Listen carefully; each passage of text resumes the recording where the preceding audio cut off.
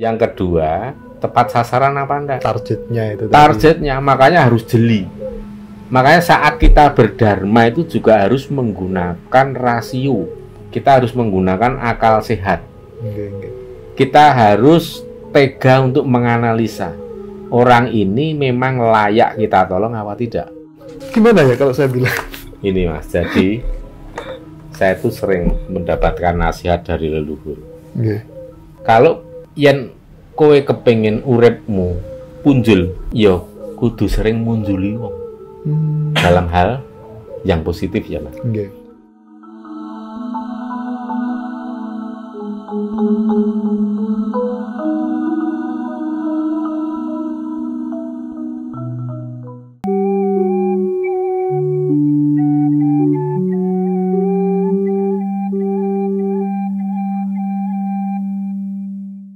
Terus kita lanjut ke yang pertanyaan tadi Mas yang bagus tadi. Iya, terkait kita memberi kok malah makin banyak. Nah, ini ya supaya pemirsa juga tidak lupa. Itu pertanyaan Mas Rozi ini keren. Yang menyaksikan ada orang yang gemar memberi tapi kok malah kelihatan makin makmur. Kalau dalam ilmu Jawa, spiritual Jawa, itu ya kuncinya itu sederhana. Semakin banyak memberi, semakin banyak menerima. Itu sudah hukum alam. Tapi ada satu hal. Syarat utama dari memberi itu masih ada satu syarat utama agar rumus itu bisa berlangsung. Itu kan rumus alam, hukum alam. Supaya hukum alam itu benar-benar terjadi secara efektif, ada syaratnya. Tulus ikhlas. Jadi ketika kita memberi, gunakan teori kalau kita itu ke WC plung lap di sungai itu. Siap. Plung lap. Ya. Nah, apa pernah kita mau mencium baunya? Enggak kan? Nggak pernah diingat-ingat juga. Nggak pernah diingat. Nolai Segede apa warnanya?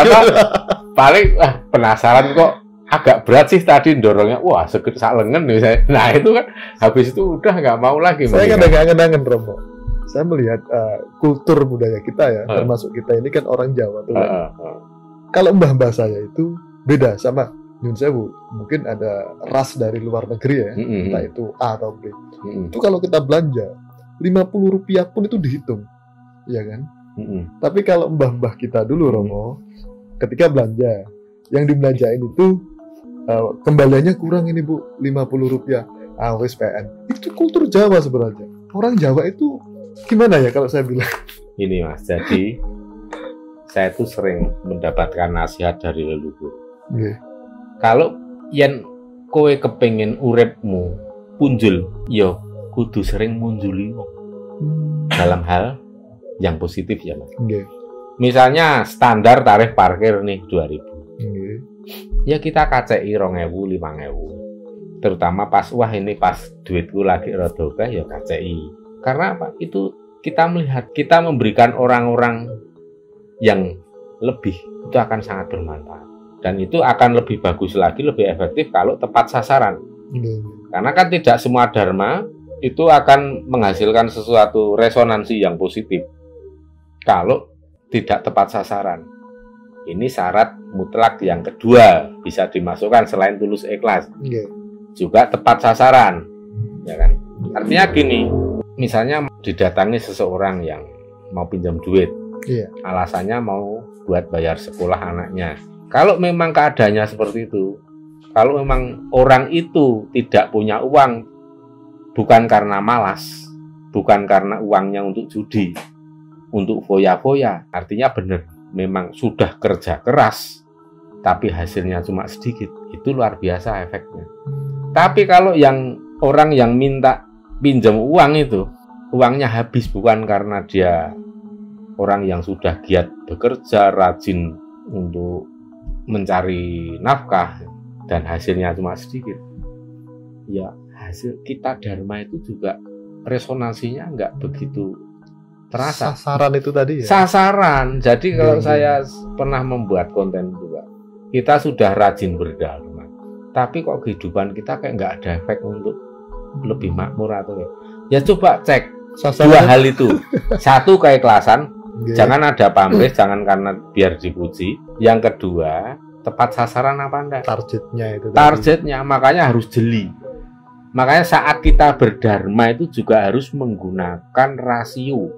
Kita harus menggunakan akal sehat. Kita harus tega untuk menganalisa orang ini memang layak kita tolong apa tidak. Jangan-jangan nggak layak kita tolong. Kenapa? Ya itu tadi. Dia sebenarnya itu uangnya cukup banyak. Apalagi kalau cuma untuk bayar SPP anaknya. Tapi karena dia itu suka menghamburkan duit untuk dialokasikan ke kegiatan atau hal-hal yang tidak bermanfaat, ya pokoknya untuk dihambur-hamburkan untuk foya-foya, untuk judi dan segala macam. Terus kemudian nggak punya uang. Lah kasus nggak punya uangnya kan sama, Mas. Tapi sebab nggak punya uang itu yang harus kita ketahui. Kalau setelah kita tahu, oh ternyata orang yang mau pinjam uang untuk bayar SPP anaknya ini, dia tuh sudah kerja keras, tapi pekerjaan dia itu kan kasar. Siang malam kerja banting tulang, hasilnya sedikit, nggak cukup untuk bayar. Itu kalau kita tolong, Mas. Wes, saya sering kayak gitu. Wes rasa utang, ambil. Kok ndak dadi pikiranku, kok ndak mah rapenak nang ati. Wes kono gunen. Sak kuatku. Itu termasuk the miracle of giving ya. Itulah miracle of giving. Tapi orang mudah mengatakan berilah, sedekahlah, karena itu akan bermanfaat banyak. Tapi dua syarat ini tadi sering lupa. Orang mudah bicara ikhlas ya. Jadi dua faktor itu tadi ya. Cuma ikhlas itu pun sifatnya subjektif. Kalau saya tidak pernah menganjurkan sedekah saikhlasmu, enggak. Karena saya tahu ikhlasnya orang masing-masing orang itu beda. Ikhlas saya dengan Mas Rozi, Mas Oki dan semua akan beda. Makanya orang itu bisa dinilai pelit ya, Mas, oleh orang lain. Padahal orang yang pelit tadi juga merasa, ya aku sudah memberikan dengan ikhlas. Tapi ikhlasnya dia orang pelit itu hanya sedikit banget dibanding yang kita sendiri. Maka kita bisa menilai orang lain itu pelit karena apa? Memberinya sedikit. Sama-sama kita punya uang 1 juta. Terus untuk sedekah cuma dihitung 2,5%, 20.000 misalnya. Ya kalau saya menilai segitu, wah kok ketoknya terlalu pelit ya. Nek mungguhe wong Jawa terlalu pelit. Ya paling enggak 10%. Iya. Masa nek gawe bunga rentenir 10% mempeng ya, Mas. Tego banget, tapi begitu suruh sedekah lurus 0,5%. Lah piye? Nah, kalau saya makanya selalu menyarankan sedekah yang pantas. Ini Mas kunci, Mas. Sedekah itu yang pantas. Jangan seikhlasnya. Saya ingin merombak pola pikir yang kayak gini nih ya. Nek sedekah aja saiklase ya, masing-masing wong sak pelit banget we tetap ikhlas, tapi ya ikhlasnya cuma kecil banget, Mas. Ya ikhlas, ya toh. Tapi kan ra pantes. Dengan keberadaan dia yang kaya raya tapi memberikan sedikit banget dibanding orang yang kekayaannya setengahnya dari orang itu tapi memberinya sama. Ya jelas sugih hati wong. Makanya berilah yang pantas. Pantas itu kurangnya siapa? Orang yang kita beri. Dan saya juga sering mendengar bahwa Tuhan itu suka sesuatu yang pantas, tidak berlebihan, tidak kurang dan tidak berlebihan. Bahkan ada istilah seperti ini, wong sing mlebu swarga mben iki wong Jawa. Istilah orang Jawa kan karena orang Jawa itu paling pantas, paling pas. Ya ora kesibeten, ya ora kebloloken, ya ora kriting, ya ora lurus, enggak terlalu putih, enggak terlalu hitam, ya ora pesek, ora macam. Soalnya wis ana ukuran, ana pedoman, ukuran pas ku mau, ngono ya ngono ning aja ngono. Proporsional. Gitu. Melakukan segala sesuatu itu melihat empan papan. Benar. Melihat timingnya, melihat ini di mana tempatnya, dengan siapa. Itulah dasar untuk kita saat memberi. Jadi kita memberi sesuatu, siapa yang kita beri? Sebagai contoh, Mas, saya kalau layat ning wong wis sugih, saya nyemplungi sithik, iki wong wis mampu. Nek tak wenehi sepira mah kaya nguyai segoro. Terus. Tapi begitu saya layat wong ra duwe, Mas, Kok saya nanggung semua biaya saya sering. Luar biasa ya. Ini saya bukan umum, ini contoh konkret. Bagi saya kayak gini biasa. Tulodo ya. Ini biasa kita lakukan. Selama kita pas lagi megang uang dan bisa untuk menghandle, mengcover semua biaya untuk ini mengubur, ya udah kita handle. Nah inilah yang disebut kepada siapa, disebut kepantasan tadi. Ini juga ada cerita, Rom. Saya itu punya tetangga dan dia itu punya, kalau orang Muslim bilang itu Mbah Mudin. Dia itu ketika ada orang meninggal itu selalu kafan itu yang nanggung beliaunya.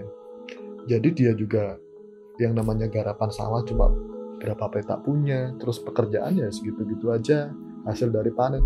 Tapi kenapa kok makin banyak seolah-olah itu income-nya itu berbentuk lah, punya ini punya itu, rupo cara orang Jawa. Bahkan sampai kalau orang lihat itu ini pekerjaannya apa nggak jelas, sumbernya cuma itu, tapi kok hasilnya lebih besar. Nah sampai saya itu terus orang mikir jelek, jangan punya pesugihan. Nah, itu yang berat. Kalau saya sering dituduh gitu, Mas, wah punya pesugihan. Oh ya benar.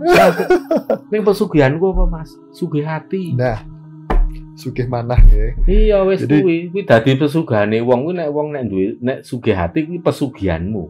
Dan itu tidak luput dari fitnahan, Romo. Pasti orang apik iki mesti fitnah. Saya itu hitung waktu marak-maraknya Covid, satu hari itu 5 orang. Kalau kafan itu tak anggap per kafan itu 200 sampai 300 ribu ya per jenazah.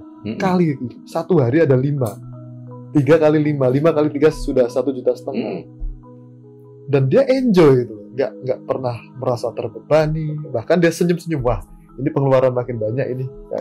Itulah yang namanya kebutuhan rohani tadi, Mas. Oh, iya. Dia memberi, memang kan kelangan duit, tenaga, tapi rohnya, sukmane kan entuk asupan. Ya. Dia itulah yang membahagiakan. Kebahagiaan tertinggi kita itu pada saat kita uripe murup. Murup itu ya berguna untuk orang lain. Manfaatnya. Bermanfaat. Ya caranya itu memberi, itulah kebutuhan. Mari kita angkat, kita sadarkan semua yang belum sadar bahwa kebutuhan tertinggi dan paling mendesak manusia hidup di muka bumi adalah memberi. Terus ini Romo, sama nggak ketika kita ini kan bersedekah atau beramal dalam bentuk barang atau materi ya, saya bilang. Tapi ketika kita, mohon maaf, kurang mampu, kita bersedekah melalui tenaga atau pikiran, itu impact-nya sama nggak, Romo? Nah, saya pernah menulis 10 tahun yang lalu di blog, Mas. Di blog saya sabdalangit.wordpress.com. Rahasia kekuatan doa. Itu saya ulas. Saya di sini menjelaskan bahwa doa itu melalui 4 unsur yang ada dalam diri. Pertama hati, kemudian pikiran, ucapan, tindakan, doa. Dan ini juga bisa diaplikasikan pada saat kita sedekah atau berdharma. Berdharma juga bisa melalui hati, pikiran, ucapan, dan tindakan. Pada saat kita sedang lemah sekali, berdharmalah dengan hati kita. Caranya apa? Tebarkan welas asih. Welas asih akan mempengaruhi sikap, perilaku. Kalau kita menebarkan welas asih pada seluruh makhluk hidup tanpa pilih kasih, itu kan orang melihat aja sudah ayem, sudah bikin seneng, tentrem, sejuk. Itu sudah kesejukan, ketentraman itu justru kan menu batin, menu sukmo setiap orang. Berarti langsung sedekah itu terhubung ke sukma-sukma yang lain, ke orang-orang yang lain, akhirnya menjadi auranya itu tentrem banget. Inilah yang namanya kekuatan welas asih. Maka dari dalam hati inilah sedekah welas asih kita mulai pancarkan welas asih itu kepada seluruh makhluk hidup. Kalau itu sudah bisa kita lakukan, kita sedekahkan pikiran kita. Jenengan kuliah pernah pengalaman bekerja di sana, punya pengalaman yang banyak sekali. Itu sangat bermanfaat untuk orang lain. terutama yang membutuhkan. Berbagilah. Kadang dimintai iguh vertikal, nasihat, masukan oleh teman-teman. Tolong dong ini minta solusinya bagaimana. Itulah sedekah kita melalui pikiran. Kita punya iguh vertikal, kita punya pandangan yang smart. Permono waskito, sampaikan. Dan ketika orang mengaplikasikan apa yang kita sarankan, hasilnya baik. Pikiran ini sangat vital. Bahkan kalau kita mau melihat seberapa vitalnya, kita lihat dalam dunia kriminal. Seorang dalang kriminal itu kan paling berat hukumannya. Nah, dalang itu sakjane apa? Otake itu, Mas. Sing ngotaki suatu peristiwa kriminal itu siapa? Sing ngotaki. Ya kuwi dalange. Itu yang justru paling berat hukumannya. Ini hanya contoh untuk mengkomparasikan. Untuk menjelaskan pada para pemirsa bahwa ternyata sedekah pikiran itu efeknya besar banget. Luar biasa ya. Itulah cikal bakal lahirnya sesuatu yang positif. Nah, terus ada dua lagi. Setelah pikiran, ucapan. Kalau ngucap ya jangan membuat orang itu jadi marah, tersinggung. Ada banyak orang yang niatnya baik, Mas. Tapi cara ngucapnya yang keliru. Akhirnya kacau. Maka kalau kita punya niat baik, lakukan dengan cara yang baik. Karena niat baik belum tentu berhasil baik. Kalau caranya juga nggak baik. Orang sudah memenuhi syarat ya, niat baik, caranya baik, hasilnya belum tentu baik. Apalagi caranya nggak baik. Maka inilah pentingnya ucapan.